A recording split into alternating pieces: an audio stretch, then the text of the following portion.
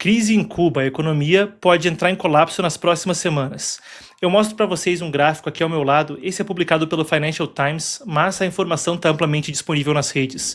A consultoria Kepler, KPLER, sem E depois do K, uma das principais que apura rotas de navegação e também rastreia o comércio global, traz à tona a seguinte estimativa.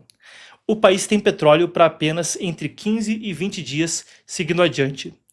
Isso vem num contexto internacional que traz tensão não só ali na ilha, mas também quando a gente fala de México, Estados Unidos e mais além. Vamos recapitular brevemente para entender o porquê isso acontece agora.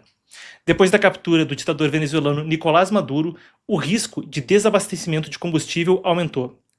Como forma de pressionar a queda do regime comunista em Cuba, os Estados Unidos bloquearam o envio de petróleo da Venezuela, que é historicamente o maior fornecedor da ilha, tá? A gente tem aqui a publicação no início do mês de Trump, na época, quando ele falava a respeito do assunto, quando até falava para o regime cubano fazer um acordo antes que fosse tarde demais.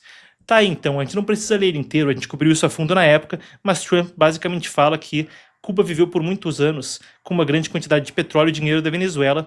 Em troca, havia serviços de segurança para os dois últimos ditadores venezuelanos, mas não mais. Ele fala então que a maioria dos cubanos está morta depois do ataque americano. Então ele fala que não haverá mais petróleo ou dinheiro do petróleo indo para Cuba. Zero. Fortemente sugiro que faça um acordo antes que seja tarde demais. É o que disse então o presidente americano. Agora, ele também... Antes da gente prosseguir, aliás, vale a pena destacar um dado aqui que a gente tem na apuração, tá? Para a gente ter noção do tamanho, então, do tráfego, do trânsito de petróleo que ia da Venezuela para Cuba, a gente tem aqui a seguinte informação. Entre janeiro e novembro de 2025, a Venezuela enviou uma média de 27 mil barris de petróleo por dia para Cuba. Isso são dados não aleatórios ou de consultorias terceiras, mas da própria empresa estatal de petróleo da Venezuela, a PDVSA. Uma estimativa, então, agora da Reuters traz à tona o seguinte: isso cobriria, segundo dados oficiais e outras informações publicadas em veículos de imprensa, 50% do déficit de petróleo de Cuba, ou cerca de um quarto da demanda total de petróleo da ilha. Enquanto isso, a Casa Branca também intensificou a pressão sobre o México, que passou a ser o principal fornecedor de petróleo para Cuba, depois então da queda de Maduro. Só que o governo mexicano, cedendo à pressão, cancelou os envios. Isso já afeta diretamente a entrega de energia elétrica. A gente está falando de apagões que chegam a 20 horas por dia, segundo alguns dos relatos que vêm da ilha. Em apenas 6 meses, foram 4 apagões nacionais em grande escala. Creio que a gente chega a ter aqui algumas das imagens então, do que acontece em Cuba. Você vê alguns dos apagões aqui ao lado e de setembro para cá houve também manifestações. A maior recente em setembro, que talvez tenha sido a maior na ilha desde 2021, quando houve uma em grandíssima escala. Povo na rua, então, povo de Jibara, é o que se diz, pedindo por liberdade. A inquietação interna, os apagões, as manifestações de setembro, coisa que não passa só pela dificuldade econômica, pelo petróleo, pela crise energética, mas, claro, por um regime totalitário, a opressão de 6 décadas do Partido Comunista Cubano. A demanda atual da ilha é de 3.150 megawatts, mas só 1,345 estão sendo gerados, o déficit é de 57%. Só uma carga de petróleo do México veio antes da pressão americana. No ano passado, a média era 37 mil barris diários. Pessoal, o vídeo já volta. Marcos aqui, recado importante. O que você está assistindo é um corte do programa Epoch News, que vai ao ar de segunda a quinta, sempre às 5 horas da tarde, aqui nesse canal. Inscreva-se e não perca nenhuma edição, nem as nossas coberturas especiais de eventos globais. Absolutamente imperdível. Mais uma coisa, hein? O link na descrição vai te colocar no newsletter O Panorama, o nosso newsletter gratuito de geopolítica, que vai sair da superficialidade e, assim como acontece aqui no canal, te colocar em contato com o mundo e a história. Epoch Times presente em 36 países, 23 idiomas, e você vem junto conosco nessa. Se inscreva! Agora a gente tem outras declarações mais recentes que ajudam a gente a navegar esse cenário. Nessa semana, Trump afirmou, coisa de 2 dias atrás, quando ia discursar no estado de Iowa, que o regime cubano estava muito perto de falir. Confira o que disse o presidente americano. Well, we're going to see what happens with Cuba. I don't know, anybody interested in Cuba in this room? Not too many people. This is not a Cuba room, but that's all right. There are plenty of them around, especially in Miami. And Cuba will be failing pretty soon. Cuba is really a nation that's very close to failing. You know, they got their money from Venezuela. They got the oil from Venezuela. They're not getting that anymore. Tá, então, 2 dias atrás. Isso conforme Não há confirmação oficial, mas reportagens nos Estados Unidos falavam, citando fontes anônimas, de que haveria um desejo na Casa Branca de que o regime comunista cubano caísse até o final do ano. E as sanções americanas, pelos dados oficiais, também corroboram para isso. Aqui estão os dados que a gente tem. Quase 8 bilhões de dólares, bi com B de bola, da economia cubana entre 2024 e 2025 foram retirados a partir de sanções americanas. Ontem, durante uma audiência no Senado com o secretário de Estado Marco Rubio, você conferiu aqui até, o senador democrata Brian Schatz, que é um crítico histórico do embargo americano a Cuba, também confrontou o secretário de Estado a respeito da política de Trump quanto ao regime comunista de Havana. Vamos conferir então o que aconteceu ontem no Congresso dos Estados Unidos durante o depoimento do secretário de Estado.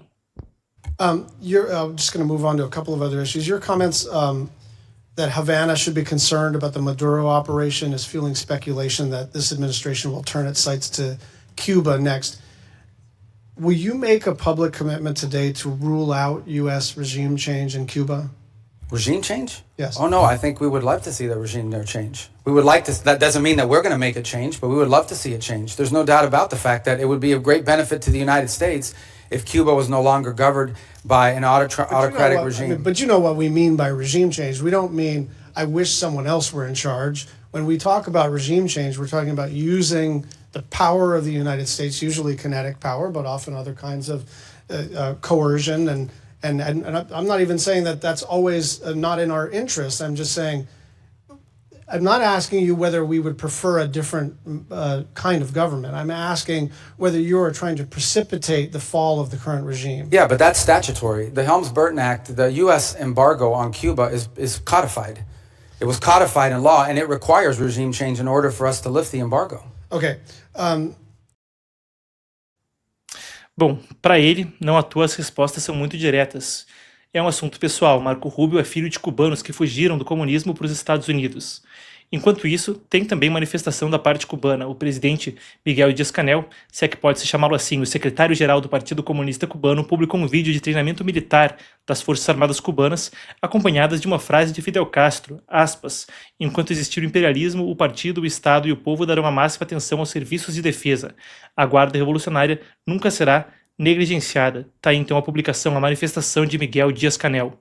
Enquanto isso, ontem também houve a comemoração do nascimento de José Martí, que é considerado um herói, então, da Revolução Cubana. Teve uma marcha em Havana que foi liderada pelo próprio Díaz-Canel, enquanto opositores acusam o regime de usar o pouco diesel disponível para ações de propaganda política. É parte do que a gente discute aí. E a gente tem aí as imagens da caminhada, então, de propaganda do regime comunista cubano. Enquanto isso, também tem informação sobre a indústria do turismo para completar o cenário. Segundo uma apuração da ABC News, entre janeiro e novembro de 2025, o número de turistas caiu cerca de 50% comparado ao que era em 2018, ano em que Raul Castro então saía da frente do país e Díaz-Canel assumia. No auge, o turismo chegou a gerar até 3 bilhões de dólares por ano para Cuba. Hoje, os mesmos pontos antes disputados por visitantes seguem vazios.